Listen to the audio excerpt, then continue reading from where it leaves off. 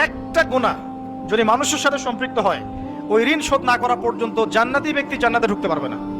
মনে করেন আমাদের ভাই আব্দুল্লাহর জান্নাতের ফয়সালা হয়ে গেছে, কথার কথা মনে করেন, কিন্তু ভাই কাউকে গালি দিয়েছিল, কাউকে অপবাদ দিয়েছিল, কারো কাছ থেকে টাকা পয়সা নিয়েছে, দেয়নি ফেরত, বা ইত্যাদি ইত্যাদি ইত্যাদি। মানুষের সাথে সম্পৃক্ত কোনো হক আছে, মানুষের সাথে সম্পৃক্ত কোনো হক আছে, জান্নাতে যাওয়ার আগেই একটা জায়গায় দাঁড় করিয়ে দেওয়া হবে, দাঁড়াও এখানে, ফয়সালা তো হয়ে গেছে, তাহলে এখন দাঁড়াও। কেন? ফেরেশতাদেরকে দিয়ে বলানো হবে যে অমুকের এই ঋণ বাকি আছে, অমুকের এই গালির ঋণ বাকি আছে, অমুককে তুমি বাজে কথা বলছিলে এটা বাকি আছে, অমুককে অপবাদ দিয়েছিল এটা বাকি আছে। সবাই এখন সামনে আসা শুরু করবে একে একে। বেচারার কিন্তু আমল অনেক ছিল, একদম উহুদ পাহাড়ের সমান নেকি নিয়ে এসে উঠছে। এবার ওখানে কি শোধ করার কোনো সুযোগ আছে? কোনো সুযোগ আছে?